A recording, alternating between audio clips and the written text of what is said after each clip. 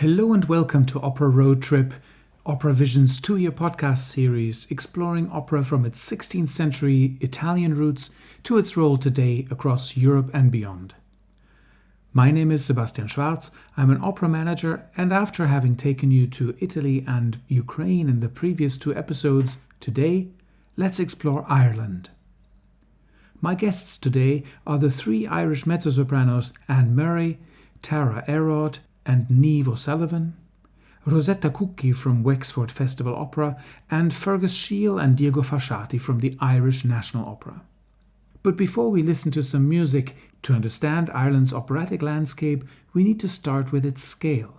The Republic of Ireland is home to 5.3 million inhabitants and covers just under 70,000 square kilometers, roughly the size of Switzerland and only 1/8 the size of France. The capital, Dublin, with just over 1 million residents, is the only major city. The next largest, Cork, Limerick and Galway, are modest regional centres and small by European standards. Beyond them, Ireland is a country of small towns and villages. Only a few dozen communities even pass 10,000 inhabitants.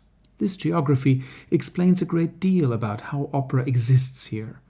A land of parishes and villages cannot sustain large permanent opera houses, nor the steady audiences they require. Without big cities or vast theatres, the tradition here isn't built on grand opera houses, but on mobility and imagination, on festivals, touring ensembles, and artists who bring made-to-measure opera wherever an audience can gather. But let's begin with music before we get ourselves a historical overview over opera in Ireland and then bring in our guests. This is an excerpt from He Was Despised from Handel's Messiah, famously first performed in Dublin in 1742, here sung by the Irish mezzosoprano Niamh O'Sullivan.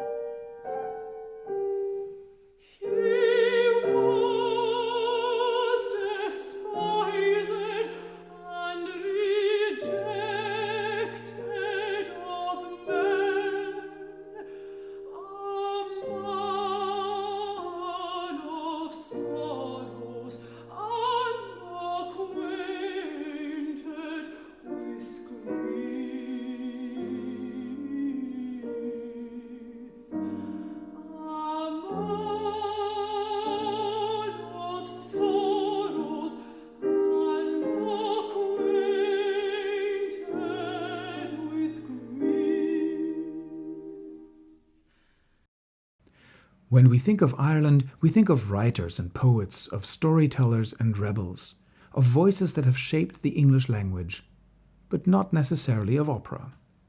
And yet, just like its European neighbours, Ireland has an operatic story to tell, one that reflects the nation's long struggle for identity, language, and artistic sovereignty. For centuries, Ireland lived under foreign rule. From the Acts of Union in 1801, which tied it politically to Great Britain, through the Easter Rising of 1916 and the War of Independence that followed, Irish history has been a story of resistance and rediscovery. The Republic of Ireland was formally declared only in 1949. And as in Ukraine, whose own operatic and national awakening we explored in our previous episode, the question of what constitutes a national culture has been central to Ireland's modern journey. Both nations have faced the task of reclaiming their language, their myths, and their cultural expression from centuries of outside influence. Ireland's operatic story began long before the 19th century. By the early 18th century, Dublin was one of the largest and richest cities in the British Isles, second only to London. In 1742, as we already said, George Frederick Handel premiered his Messiah there, not an opera, but a work whose theatrical power helped shape the city's appetite for large-scale vocal music. Opera thrived in Dublin throughout the 18th century. The Smock Alley Theatre opened in 1662, and later the Crow Street Theatre from 1758 regularly hosted English, Italian, and French works. Thomas Arne, the composer of Rule Britannia, saw his pieces performed there, as did John Friedrich Lampe and others from London's lively stage world. But Ireland also produced its own early voices. Charles Coffey, 17 to 1745, a Dublin playwright and composer that created The Beggar's Wedding in 1729, a witty ballad opera following the footsteps of The Beggar's Opera, which was performed both in Dublin and London. Later, John Andrew Stevenson, 1761 to 1833, known for setting Thomas More's Irish melodies, helped bridge popular song and art music, creating a distinctly Irish tone within a cosmopolitan idiom. Other figures, such as Philip Cogan, 1750 to 1833, and the Italian immigrant Tommaso Giordani, who settled in Dublin, composed stage works like The Island of Saints in 1784, one of the first operas to draw on Irish subject matter. By the end of the 18th century, Dublin was effectively a provincial outpost of London's musical world, fashionable, lively, but without the institutional permanence to sustain a native operatic tradition. In the 19th century, while most of continental Europe was developing national opera traditions, Ireland was still politically British. The country produced extraordinary singers and a few notable composers, but the infrastructure for opera within Ireland remained minimal. Among the best known was Michael William Balfe, 1808 to 1870, of Dublin, whose The Bohemian Girl became a European hit, though written and premiered in London.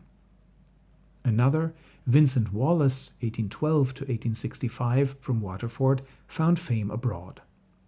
Inside Ireland, opera arrived mostly through touring troupes from England and Europe. Dublin and Cork audiences heard Rossini, Verdi and Donizetti long before they encountered any opera in the Irish language.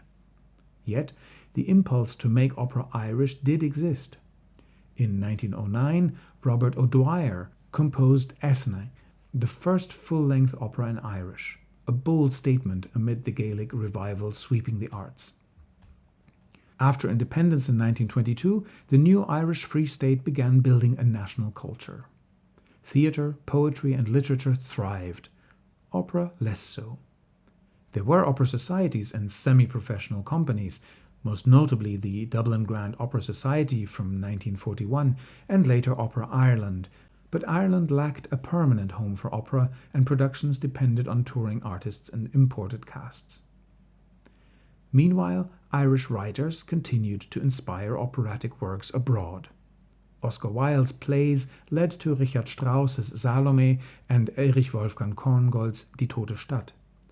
Later, Gerald Barry drew directly on Wilde for The Importance of Being Earnest. James Joyce's Ulysses and The Dead have inspired multiple adaptations across Europe and the US. William Butler Yeats, 1865 through 1939, provided the source for Werner Egg's Irische Legende from 1955. And Samuel Beckett profoundly influenced 20th century composers from Morton Feldman to Kurtag with his distilled language and existential minimalism. Ireland, it seemed, exported its imagination and its singers, but imported its operas. One of the great cultural miracles of modern Ireland happened not in Dublin, but in a small coastal town of just over 20,000 inhabitants, Wexford. In 1951, local enthusiasts founded the Wexford Festival Opera, dedicated to rediscovering forgotten works of the operatic repertoire. What began as a provincial curiosity grew into one of Europe's most admired boutique festivals, renowned for adventurous programming, international casting, and intimate scale. In 2003, the Irish government decided to build a new opera house there, a bold move that placed a national institution not in the capital, but in a small town.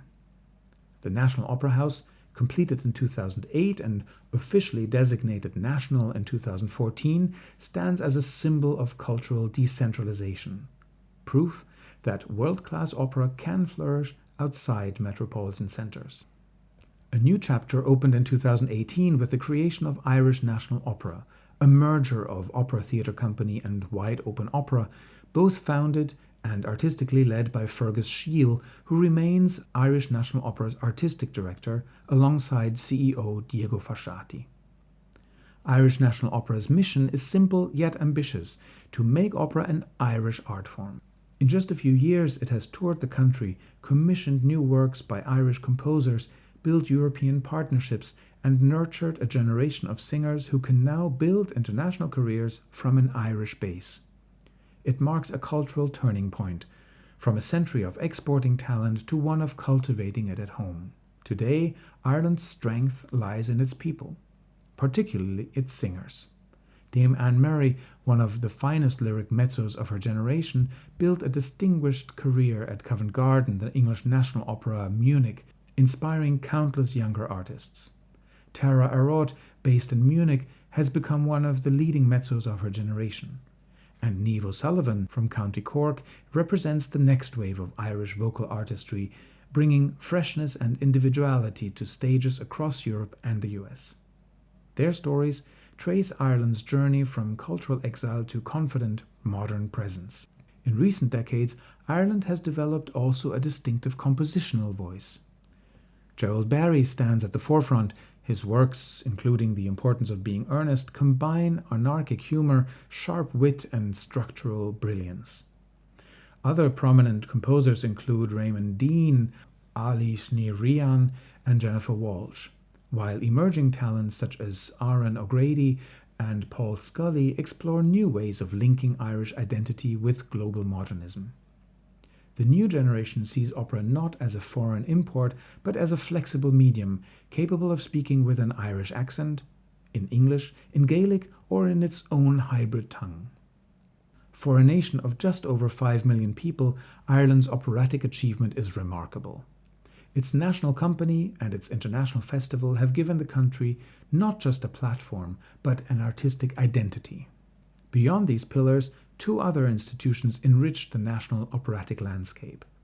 The Veronica Dunn International Singing Competition, celebrating its 30th anniversary this year, honours the great Irish soprano and teacher who shaped generations of singers. It showcases Irish talent while drawing promising artists from around the world to Dublin. And in the south, the Blackwater Valley Opera Festival, founded in 2009 by Dita Kegi, offers audiences an elegant summer experience in the historic town of Lismore. The only Irish summer opera festival, it brings music, visitors, and vitality to one of Ireland's most beautiful regions.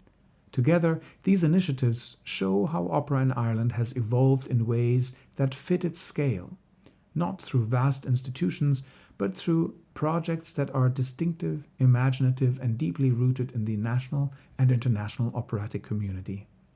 Much like Ukraine, Ireland's operatic story is about reclaiming voice, from silence to song, from imitation to individuality. Opera in Ireland may have arrived late, but it has arrived with purpose, imagination, and conviction. Gwendolen, you will accompany me. Certainly, Mama. Freude schöner Götter vom Gedoktor aus Elysium, wie bitte sie Feuer trunken, himmlischer dein Heiligtum. Deine Zauber bindet wieder, was sie wurde streng geteilt. Aller Menschen werden Brüder, wurde ein Saft verwickelt out. Deine Zauber bindet wieder, was sie wurde streng geteilt. Aller Menschen werden Brüder, wurde ein Saft verwickelt out. Aller Menschen werden Brüder, wurde ein Saft verwickelt out.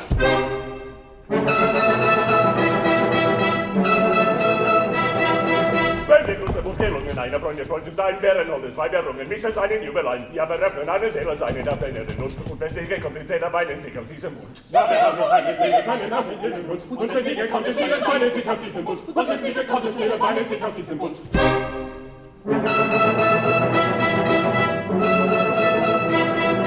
Freude trinken aller Wiesen an die Brüsten der Natur, aller Guten, aller Pulsen folgen ihnen durch den Tod. Küsse gab sie uns und geben feine Freude Blut und Tod. Wohl hat die Blume gegeben und der Kerl steht vor Gott. Seit es schon in Millionen diesen Kuss der Grenze wird, Brüder, Brüder, steinen Zeit, muss ein lieber Vater wohnen. Alle Menschen werden Brüder. After this witty, only slightly psychedelic excerpt from Gerald Barry's The Importance of Being Earnest, here in an interpretation by the Nouvelle Opéra Fribourg, let's bring in our first guest, Rosetta Cucchi from Wexford Festival Opera. Rosetta, you have known the festival for decades as a pianist, as a stage director, before becoming yourself its artistic director. How would you describe the spirit of this festival? What makes it unlike any other opera experience in the world? Well, it's true that it makes this really different from any other opera house, any other festival. Because Wexford has a spirit, and you know this because you have been here. There is a magic, something magic here.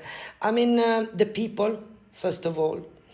This little town that surrounded the festival and supported the festival, not only financially, but they supported the festival with their work. I mean, we have more or less 600 volunteers here. 600 people that are so linked with the festival that they do everything. They do the front house, they do the driving, they do the bar. And also, if you go in the wardrobe, of course, we have professional people, but at the same time, you can find all the ladies that are making dress, are chatting each other with their tea. It's something that probably you cannot find anywhere else. And this is not only the thing. When a singer comes here, all the town knows who is he or who is she. And they invite them in a pub. They say, hello, do you need something? You know, it's something that for an artist is a wonderful background. And they really wanted to come back. Not for money, not for, for young singers, certainly Wexford has been always a springboard. Lots and lots of singers born artistically here. And then they made a wonderful career. Imagine Juan Diego Flores, Daniela Barcellona, and many, many others. Over these years, you have seen Wexford grow. Certainly, the new opera house must have been an exciting development. Well, yes, the important steps that has been done in Wexford, certainly in 2008 to build a new opera house that then became the National Opera House. This is really a jewel. This is not a big theater because it's 780 seats. Nevertheless, the acoustic is really unique. It looks like to be in a violin box where, every sound, every balance, it's easy, looks easy. And the great thing that this country and these people have done is to build a theater in 1.5 years, maybe. Nothing. We took it down, the old theater, in 2005. After the end of the festival, I remember I was in my office, little office, and everybody signed in the walls because the walls would have been struck in a few days. And in 2008, we opened the new theater, so that has been a big step and changed a lot in terms also of a financial challenge because at that stage is big. All of these things we had to call more professional people for the crew, for everything. But at the same time, it was really beautiful to have a proper house. Wexford has always been known for rediscovering rare or forgotten operas. As both musician and stage director, of course, you are uniquely qualified. How do you decide which works deserve a second life on the stage today? And how do you make audiences fall in love with the unknown? Well, it's not a big task to make them falling in love for the unknown because Wexford has an history of unknown works. Even if in the 60s, 70s, Puritani was an unknown work. I mean, Mirella Freni came here to debut Puritani and many others. Well, the research is something different. First of all, I added, that wasn't before, a theme every year. Let's say that the theme is a guide. For instance, this year I decided to have myth and legends. And then I found through the libraries or through musicologists or myself searching 3 opera, 2, especially 2, because Le Trouvère is not a rediscovery, certainly. But the French version was never been done in Ireland, so I think it was worth to be heard and seen. But the other 2, Deidamia or Deidamia and The Magic Fountain, all of 3, they were perfect in the theme. They were really fitted in what we are, trying to sell to the public. So this is a work that has, of course, to start, you know better than me because you are an artistic director, has to start in advance to make, let's say, a compromise between what the public would love and what you want to also to educate the public. We cannot only please, we need to educate. Now, this last one will be difficult. From all your years of involvement with Wexford, if you had to single out one work, one that Wexford helped rediscover and that has since been taken up by theatres around the world, or one you believe audiences everywhere should know, which one would it be and why? Well, if I say that my prefer, I would be very selfish because it's a Resurrezione by Alfano. For me, it was a great surprise. I didn't choose it. I directed, but I didn't choose it. David Agler chose it. And it was really a discovery for me. And I think people should listen to that because it's beautiful. The other one, believe it or not, was Svanda Dudak. Because the music, the energy, the dramaturgical was amazing, really amazing. There are many others. It's difficult to say, but there are really many others that has been worth to be seen, and it would be perfect to listen again and again and again. Listening again and again and again is definitely the way to rediscover the beauty of these forgotten pieces. Before inviting in our next guests, whom I have tasked to also tell us a little more about the beautiful Irish national anthem, let's listen first to an excerpt from this year's Le Trouvère, which our listeners can also watch in full on OperaVision. Thank you, Rosetta, for joining us, and all the best for the preparations for next year's exciting 75th anniversary program. Thank you, Sebastian. Thank you so much.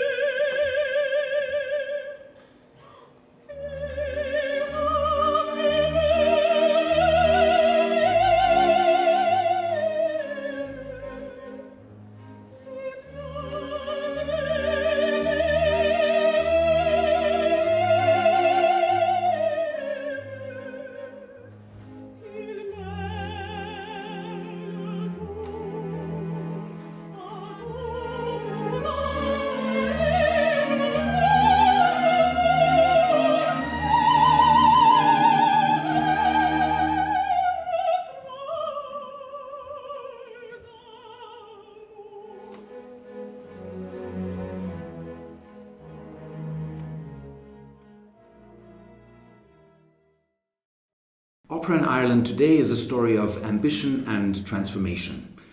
And at the centre of that story is Irish National Opera, a company founded only a few years ago and already making its mark both at home and abroad.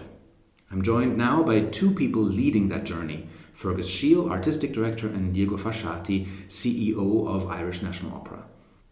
But now tell us about the national anthem. Thank you, Sebastian. It's great to be with you and be on this podcast. So the Irish National Anthem is written in the Gaelic, the Irish language, And the Irish language is very central to our DNA and how we think about ourselves, but it's not spoken by the vast, vast majority of people.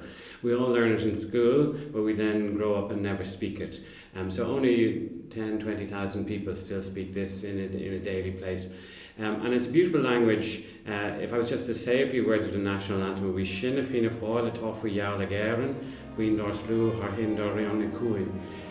So it doesn't really sound like regular... anything we would understand. It's also a beautiful language to sing. So if I was to sing that, it goes Sinna Fina Fáil Tofu Yala Garen,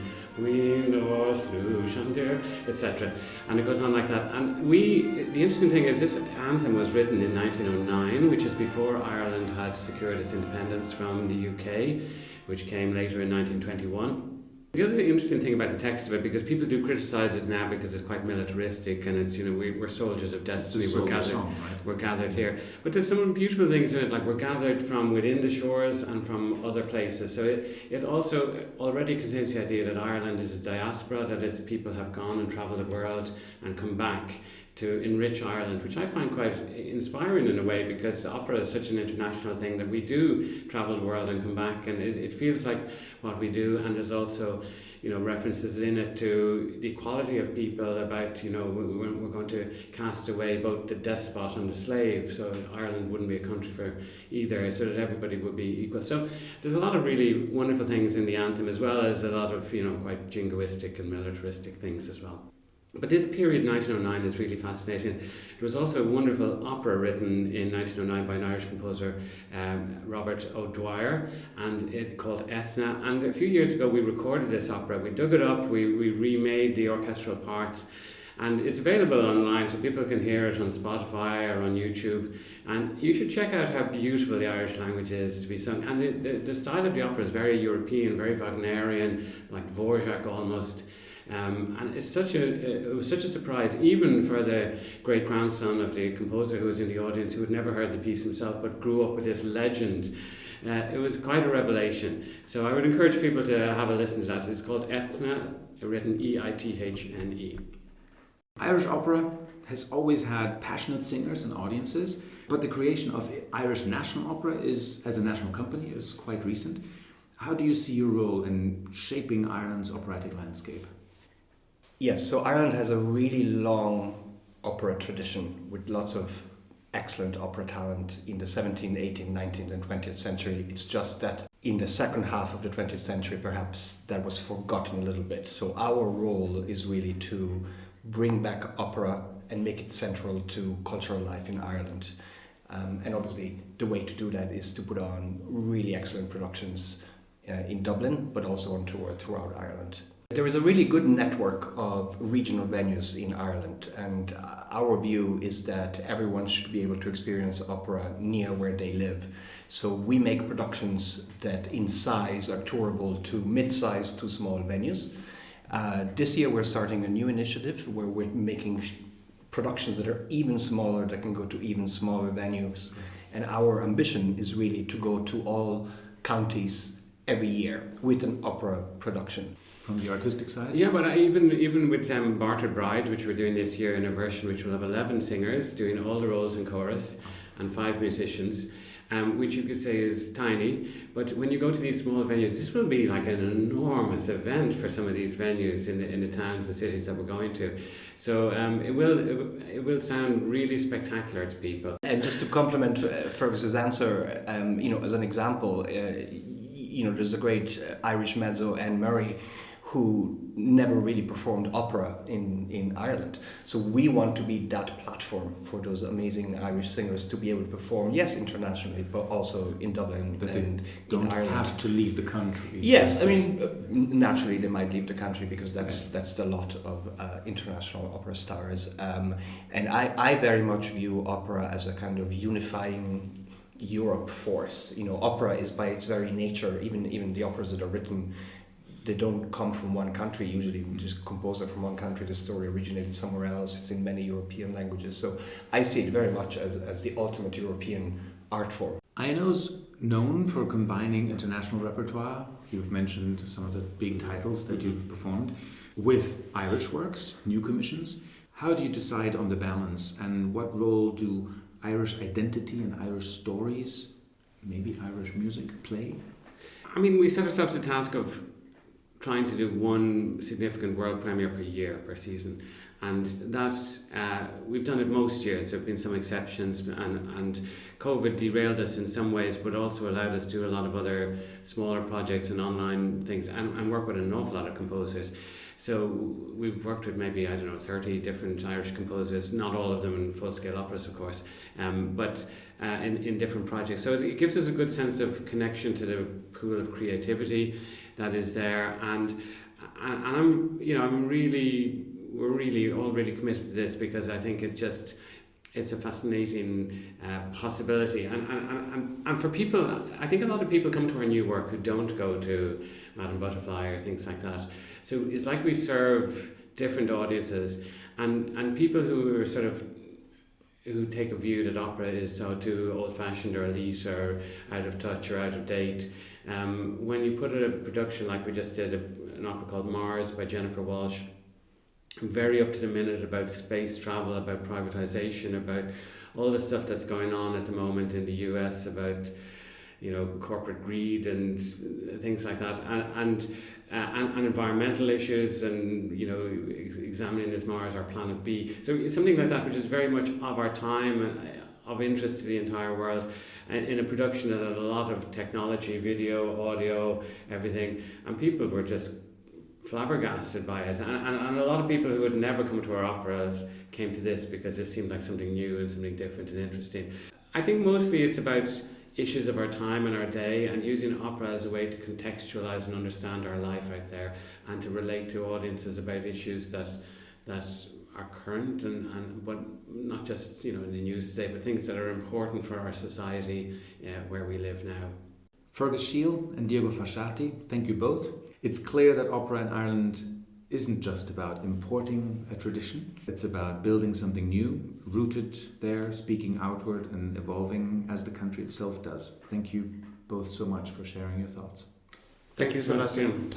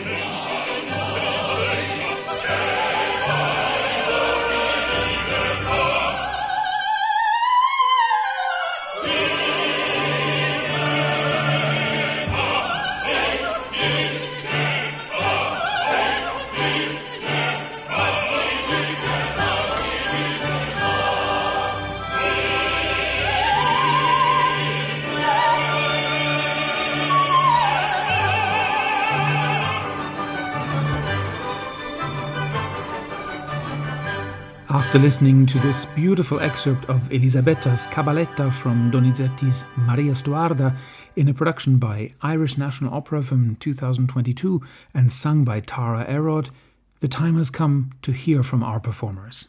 Ladies, I couldn't imagine a better way to talk about Irish singing than to have the three of you together. 3 generations of extraordinary mezzosopranos who carry Irish vocal art around the world. Anne, Tara, Niamh, welcome and thank you for being here. Thank you for having us. Amen. Thank you so much. I feel very honoured.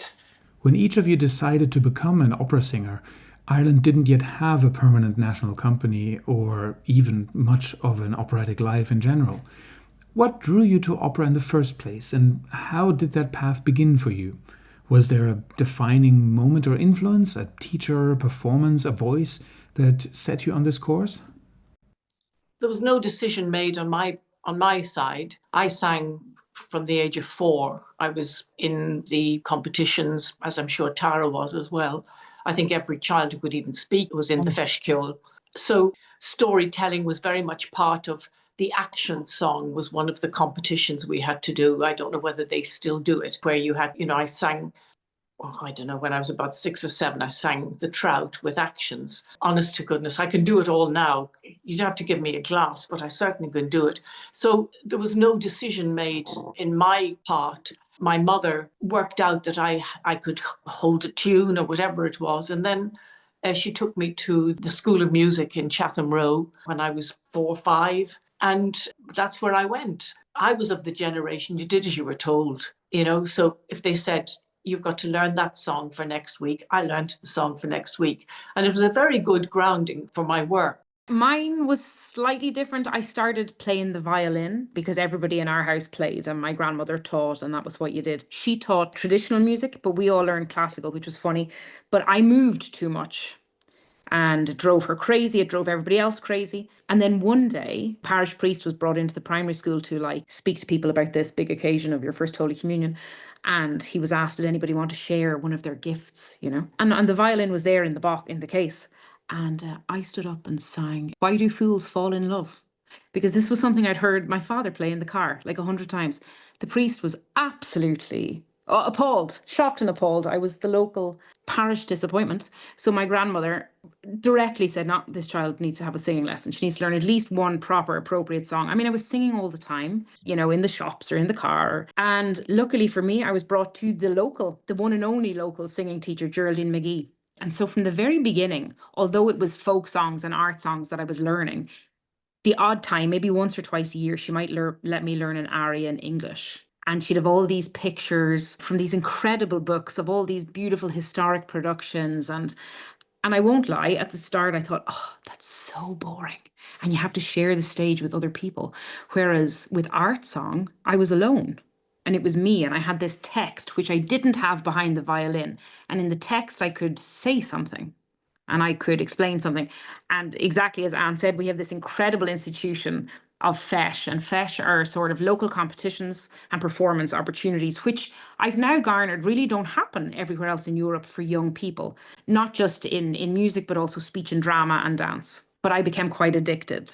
So we would do, maybe 20, 25 different classes in a year of these things. So I was having beautiful performance opportunities a few times a year from the age of 10. And then my parents, just by chance, when I was around 13, took us to Verona on a summer holiday, and I seen Aida. And that was the first time I thought, oh, the spectacle of all this is very interesting. And, my parents are 2 chefs, so they're absolutely not musically inclined, but they just thought it was part of the cultural aspect of a holiday there. And I was absolutely gripped. Niamh, how was it for you? Yeah, well, I guess I came to opera through musical theatre because I did a lot of musical theatre as a child and dance and drama and so. And whenever I'd go for musical theatre auditions, people used to say, oh, you have such an operatic sound. And I used to be, okay, strange, but I don't know anything about opera really. But I also knew we had a very quite famous opera singer in Cork at the time called Carol Sullivan. She was the first opera singer I heard. And in school, and I remember thinking, oh, that sounds kind of like what I sound like. I thought, oh, that's the same kind of sound with the vibrato and so on. And so then I just decided to go to Dublin to meet Veronica Dunn because I'd heard, my mother had heard a lot about her. And then we went there, and then she said to me, oh, you have to study with me. Then, of course, Ronnie was the major influence for me after that. And she said to me, oh, we'll get you to Munich, because she was obsessed with Munich, and Tara had been to Munich. And she said, but you have to be 21. You can't be older than 21. And I kind of thought, okay. But she was obsessed with this age because that's the age Tara was. And so then I I did her singing competition in Dublin. And I was only in the semi-finals, or the quarterfinals even. And Henning Ruwe was on the jury at the time. And then he said, we're looking for a mezzo and for the studio in September. And I hadn't finished my studies, but I went over and I got the position. So then that's kind of how it all started for me. I remember when Niamh came to Dublin, hope she won't mind me telling this story. When Niamh came to Dublin to audition for the Academy, and I was in maybe, I don't know, first year, second year, and she wasn't yet finished high school or anything. And somebody had said to her, you gotta go to Dublin to sing for somebody. So she comes into the room, and if memory serves me correct, it was Veronica Dunn and John O'Connor, who at the time was the dean. I don't know what the real title for that job is, but he was like the boss of the Royal Irish Academy of Music. And of course, she didn't know who they were, and that's completely fine, because how would you as a 15, 16-year-old? And she came in and she sang Don't Cry for Me, Argentina. I mean, I remember when she said it, and she had this most incredible, beautiful Cork accent. I thought, oh my God, they're going to eat her alive. Oh, please, Jesus, help her. And as always, in those rooms in Dublin, there might be 5 or 6 other students, and nobody was put out. So she's there in front of everybody. And it was astronomically good, because that girl told a story that I believed I didn't. And I'm thinking, what has she lived? Like, where is she finding these colors to paint with? You know, because at this stage, I was in my season with Ronnie where you were learning Fauré songs, and she'd send you across the road to the National Art Gallery, and you'd have to go and find a picture with the right colors to suit the song. And, you know, it was this whole other thing. And here came this young lady who sang from her gut in English with colors that she couldn't possibly know of life experience at that age. And it was this incredible thing to see, you know, and I think that's part of it. That's our national ability to commit to a story, whatever that story might be. It looks like we might have a rebuttal here from Niamh. That's so funny. I don't really remember singing this, but I think maybe I possibly did with O mio babbino caro. I sang because I thought I was soprano, and Ronnie said to me, you're a mezzo, lovey. And I was like, huh? My world went, but sopranos are the best. I mean, they're the ones who can sing the highest. That was my idea. I had no clue really about opera and Fach and everything at that time. So when she told me I was the mezzo, I thought, oh God, my life is over now. I'm not as good as sopranos. Anyway, it was a blessing that I was a mezzo. And I definitely was a mezzo, because I could always remember thinking, why does these higher things feel a bit uncomfortable? I didn't know why. And Ronnie soon kind of told me why. And we studied the mezzo stuff then straight away. Yeah. And now you know that actually mezzos rule the world, right? We absolutely do, yeah. Ireland is famous for storytelling and song. Did that cultural inheritance shape how you think about singing or character? You're making remarkable careers abroad. Do you think there's something recognizably Irish in your artistry, in phrasing, expressivity, or temperament? Or do you see yourselves simply as European artists who happen to come from Ireland?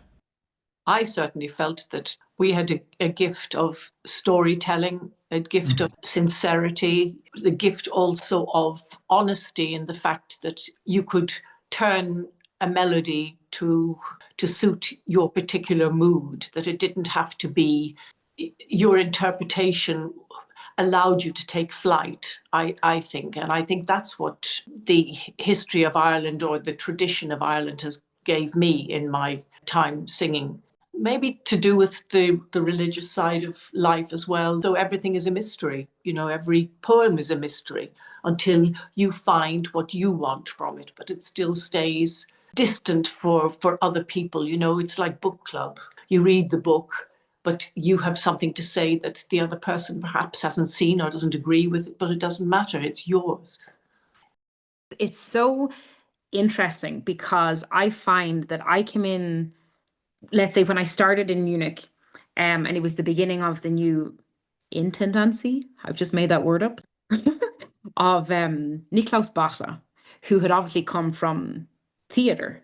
And he had wildly high expectations of me as an actor because I was Irish. It was amazing. Like I had no idea that that was even an expectation within the industry. It was so interesting to me because in that period of time, the first directors that I was working with were also people that were coming to opera for the first time. And again, the minute they hear you're Irish, no problem. They'd nearly give you their concept and say, go and think about that and come back to me with your thoughts. When they were telling other people on this semi-quaver, I want you to move your right hand to that glass. You know, so I felt very lucky. I was terrified, but I felt very lucky at the same time to be trusted with my gut, whatever that was. And it was some sort of natural instinct. I mean, there's nothing more exciting. I know this is a little bit ridiculous to say, but there's nothing more exciting than hearing an Irish person tell a good story, whether that's sung or not, even just over the dinner table. I mean, it's exhilaratingly exciting. And we're blessed with that, and that's kind of encouraged also all throughout your life. I feel like we're such natural storytellers. You know, we have all these Irish folk songs like that are just the most beautiful stories, and I've been singing them since I was young, even when I was singing musical theatre. And for me, that's my favourite thing about performing is the story. Of course, it's a bonus when the music is great, but it's so nice to see audience members being moved, and I feel like that's something that I kind of take pride in. You know, that's one of my main things is to kind of tell good stories, I think. Niamh, we spoke about the Irish National Opera and how much the landscape has changed for opera in Ireland since Anne had to literally leave the country to have a career. But you mentioned a few more wishes that went even a step further. Of course, it's amazing now the International Opera Company. It started just as I left for the studio. It's incredible now that there's like a fixed chorus there, you know. I mean, in college we only learn about being the superstar, but actually there's an amazing life to be had in a chorus, and it's so stable and so that's like a newish thing with I know in the last 2 years, and you know, so many of my colleagues and friends from college are now in the chorus, and they're, you know, they can live in Ireland and be happy and stable there. Of course, it would be great if we could have an ensemble, of course, you know, and also a one opera house that we do all our things in. But I spoke to Fergus about this before, and you know, it is great that we don't in a way, because it makes us be able to move around the country, and for people who wouldn't get to travel to Dublin to see opera, you know, all these small counties in Ireland. So I think it's a good and a bad thing that we don't have an opera house. Of course, we'd be all very proud if we did, you know, so maybe that's something that could come. And the ensemble thing, I mean, there's so many great singers that we could have who would like to be based in Ireland that would benefit so much from having an ensemble. So I think those two things hopefully are coming.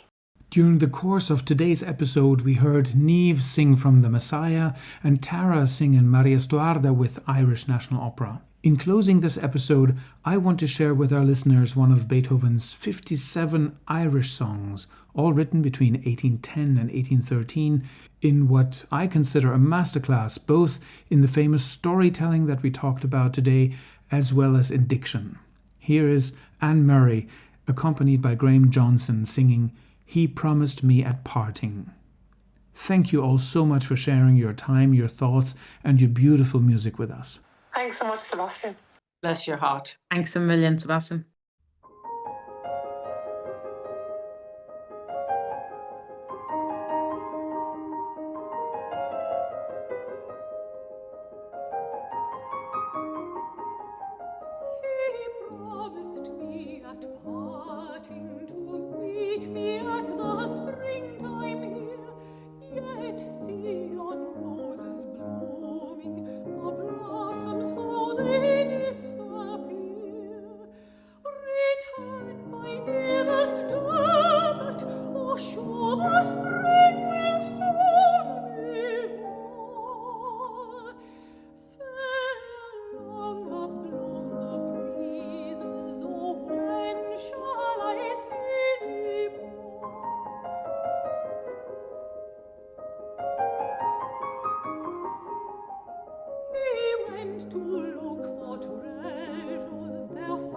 They say in London town, and 'tis for me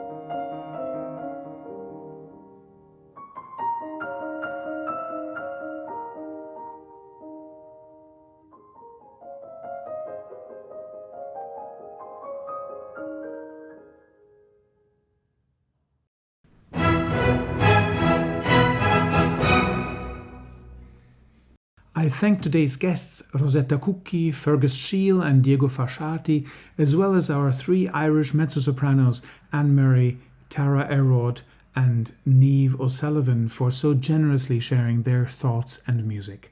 I hope you will join me again for our next episode, but I must not forget to invite you also to have a look at the interesting contributions from opera houses across Europe made available to you on OperaVision. There is Donizetti's Elisir d'Amore from Garsington, for the operetta lovers, Gilbert and Sullivan's Trial by Jury from Scottish Opera, or Leha's Giuditta from Strasbourg, and for the more adventurous, there is Moniuszko's Hrabina, the Countess from Poznan, to name just a few. This series is curated, edited and presented by me, Sebastian Schwarz. OperaVision is supported by the Creative Europe program of the European Union in the framework of the Opera Europa Next Generation platform. Until next time, keep singing, keep questioning, and take care.